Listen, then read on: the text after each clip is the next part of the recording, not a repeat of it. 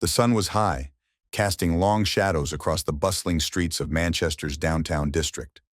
Elijah Carter, a 17-year-old with a sharp mind and an easygoing smile, was on a mission. He walked with purpose, weaving through the crowd, his fingers tightly gripping the few $100s he had saved over months of serving coffee to grumpy morning regulars. Today was a special day, his little sister's birthday, and he had found the perfect gift, a silver necklace from Lux Treasures, the kind of store where the glass gleamed so cleanly it almost looked invisible.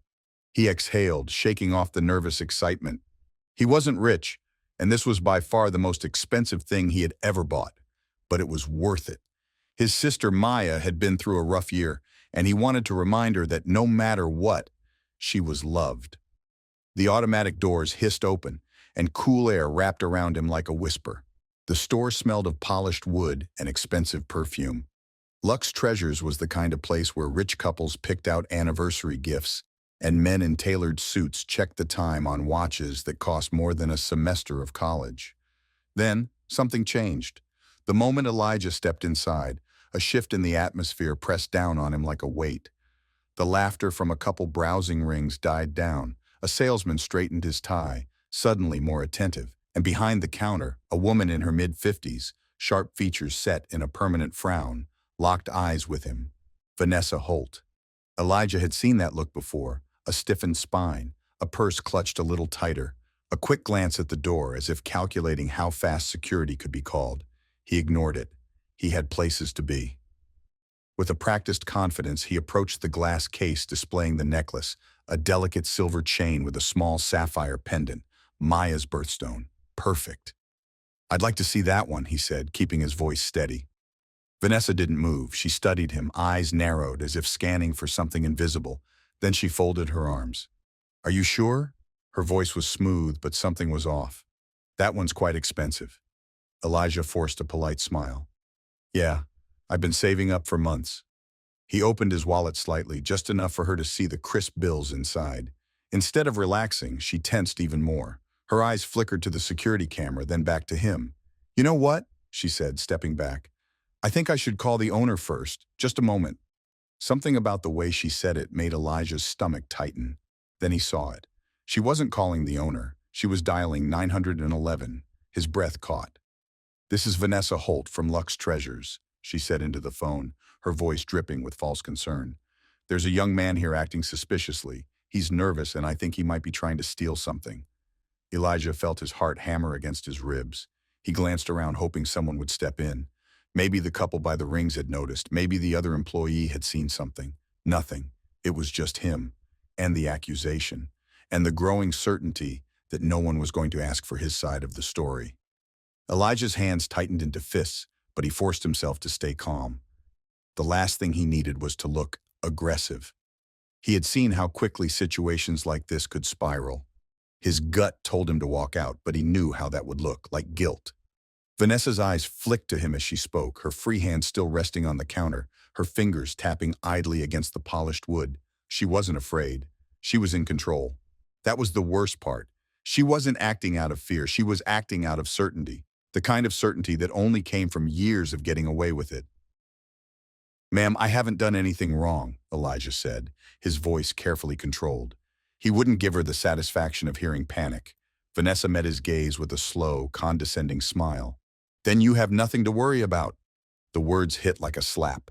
A sharp voice crackled from the phone speaker, but Elijah barely heard it over the roaring in his ears. He glanced toward the front of the store.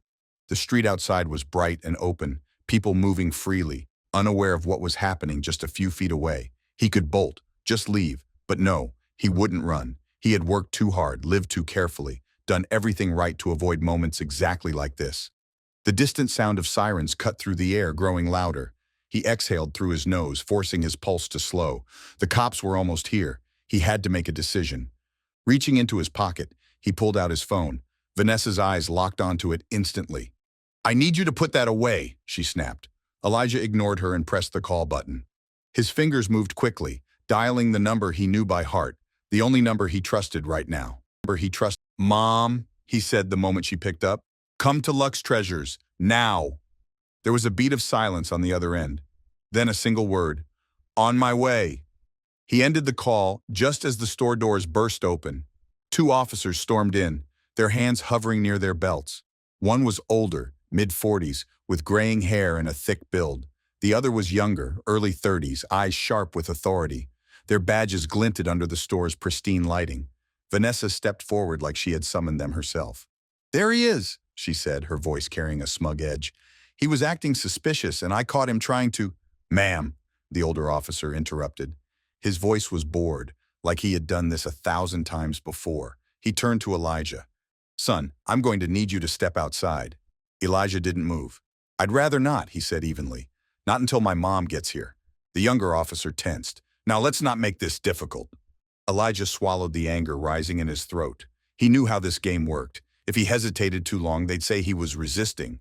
If he spoke too much, they'd say he was escalating. Every move was a trap. So he exhaled and lifted his hands just slightly, showing he wasn't a threat.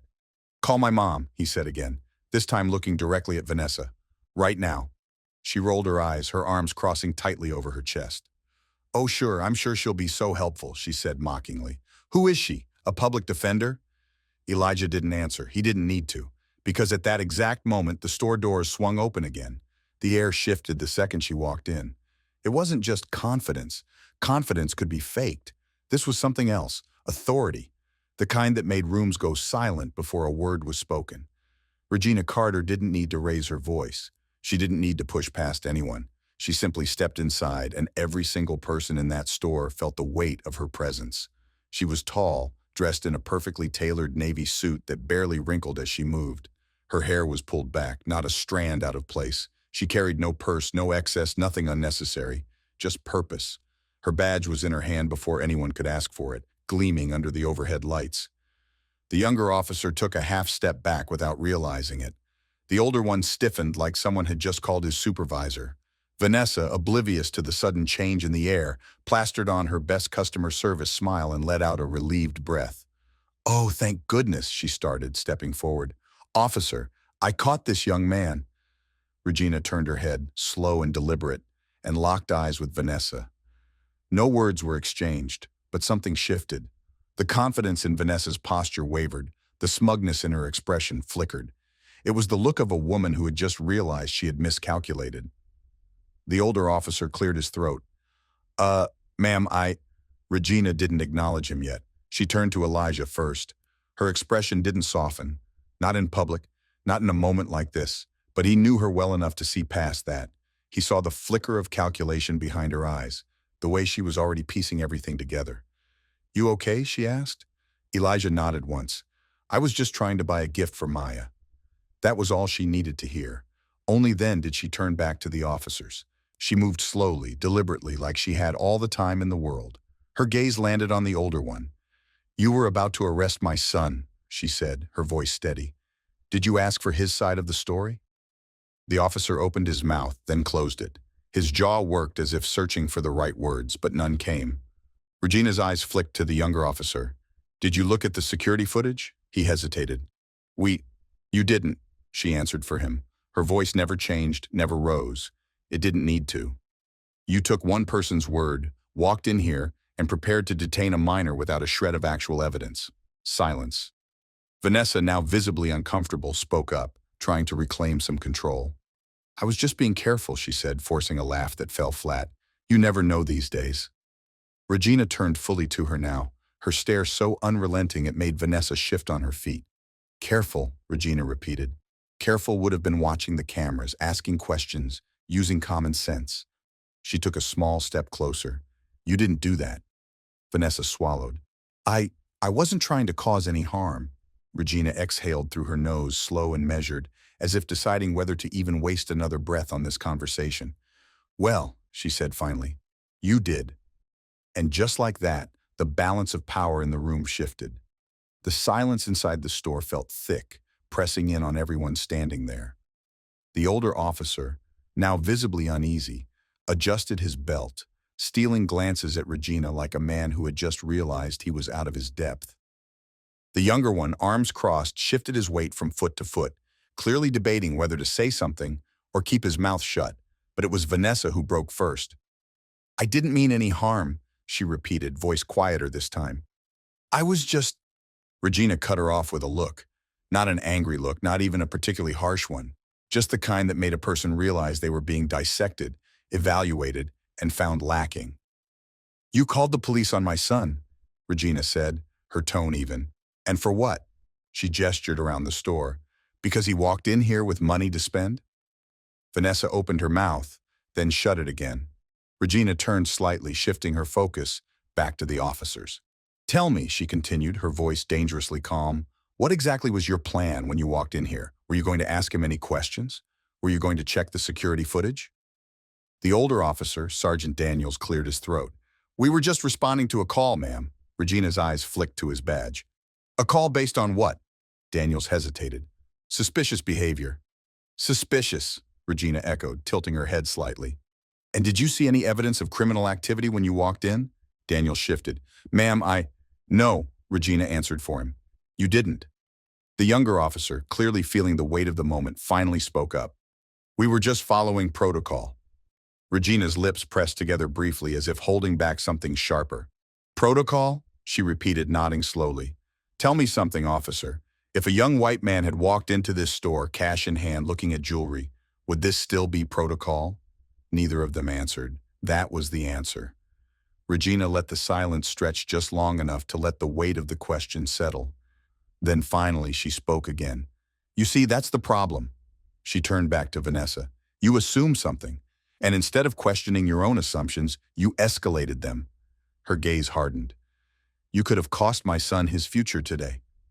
Vanessa looked down, wringing her hands together. I just didn't know."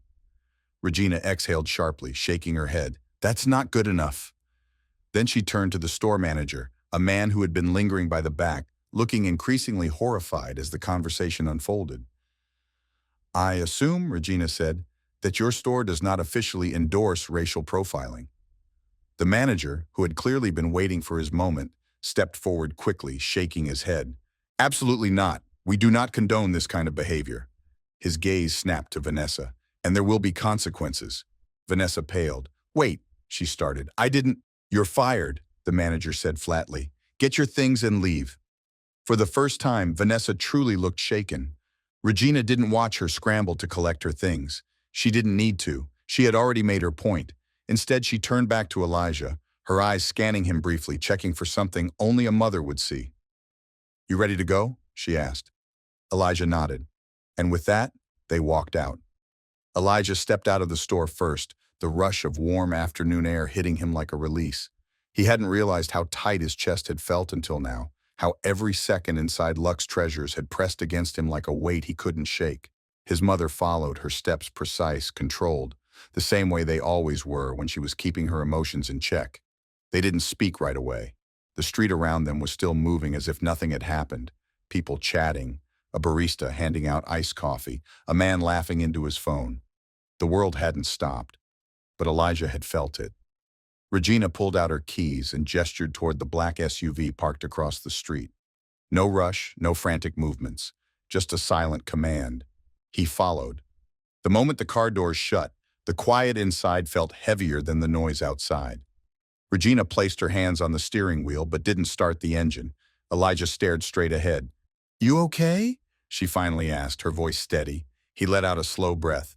"I knew something was off the second I walked in." Regina nodded, not surprised. "You did everything right." A humorless chuckle escaped him. "Didn't feel like it."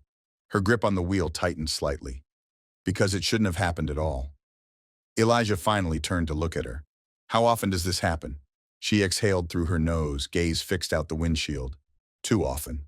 He already knew that. But knowing something in theory and feeling it were two different things. Regina finally looked at him. "You did the right thing by calling me." Elijah hesitated. "If I wasn't your son, if you weren't you, what would have happened?" She didn't answer right away, not because she didn't know, but because she was deciding how much truth to give him. Finally, she spoke. "It would have been harder." He swallowed. A few seconds passed. Then she reached into the glove compartment and pulled out her phone. "What are you doing?" he asked. She didn't answer immediately. Instead, she scrolled for a moment before handing it to him. "Watch." Elijah took the phone. It was a security video, grainy but clear enough. A young black man about his age standing at a different jewelry counter. His posture was relaxed at first, until he noticed the way the saleswoman was watching him. Then, like clockwork, her hand moved toward the phone. Another call, another accusation. The video ended before anything worse could be seen, but the message was clear. It wasn't just him. Elijah handed the phone back. He didn't know what to say. Regina didn't push. She started the car. "You hungry?" He let out a breath, a real one this time. "Yeah." She nodded and pulled away from the curb. The low hum of the engine filled the silence as they drove through the city streets. Regina didn't rush, didn't weave through traffic like she did on her busiest workdays. She kept it steady, controlled, just like she always did when something needed to be processed. Elijah stared out the window, the buildings passing in a blur, his mind still turning over everything that had happened. It wasn't the first time he had been watched in a store. It wasn't even the first time someone had assumed he didn't belong somewhere. But this had been different, more blatant, more dangerous. And the worst part? He wasn't even surprised. Regina took a right, pulling into the parking lot of a diner he recognized but had never actually been to. It was old school, the kind of place with faded booths and servers who had probably been there for 20 years. The neon sign flickered slightly, buzzing against the dimming sky. She put the car in park and finally looked at him. "Come on." Inside, the air smelled like coffee and fried food. A few people sat at the counter, hunched over plates of eggs and toast, lost in whatever thoughts or conversations filled their evening. They slid into a booth near the window. Regina didn't bother with the menu. She never did in places like this. A waitress with graying hair and a name tag that read Doris came over, pen already poised above her notepad. "What can I get you?" Regina gave Elijah a small nod. "Go ahead." He hesitated, then ordered a burger and fries. Simple, safe. She ordered coffee, black, always. Doris disappeared, leaving them in the kind of silence that carried weight. Regina finally spoke. "You know why I showed you that video, right?" Elijah nodded. "Because it wasn't just me." She tilted her head slightly, studying him. "Not just that." He frowned. Regina leaned forward slightly, resting her arms on the table. "Most people assume these situations end the moment someone like me walks in. That the person in power steps in, shuts it down, and suddenly, justice is served." Elijah didn't respond. "But that's not how it works," she continued. "That video, that kid, he didn't have someone filming. He didn't have a mother who could walk in with a badge that outranks every person in the room." Elijah exhaled through his nose, staring at a spot on the table. "So what happened to him?" Regina didn't answer right away. Then finally she said, "He spent the night in a holding cell before they let him go. No charges, no apology." Elijah clenched his jaw. Doris returned with their food, setting the plates down with the ease of someone who had done it a million times. "You need anything else, hun?" she asked. Elijah shook his head. "No, thank you." Regina waited until Doris walked away before speaking again. "I need you to understand something," she said. "You did everything right today, but right doesn't always matter to people who have already made up their minds." Elijah picked up a fry, staring at it like it held the answer to a question he hadn't even asked yet. "So what am I supposed to do?" Regina took a sip of her coffee, her gaze steady. "You learn, you watch, you use your voice when it matters." He thought about that for a long moment. Then he nodded. Elijah chewed slowly, his mind working through everything as if trying to break it down into something manageable.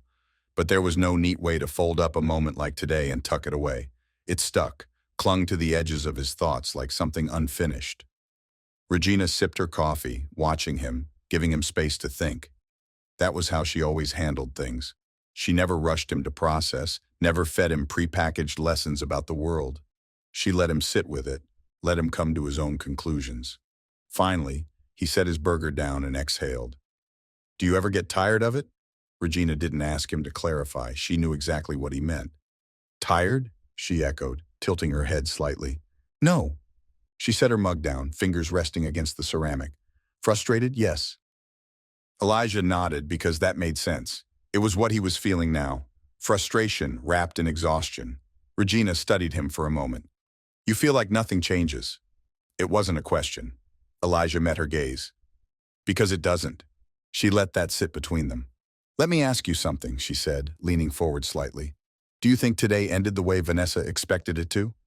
Elijah thought back to the smug look on Vanessa's face, the way she had spoken to him with complete confidence that nothing would challenge her. Then he remembered the moment that confidence cracked, The panic when she realized she had backed herself into a corner with no way out.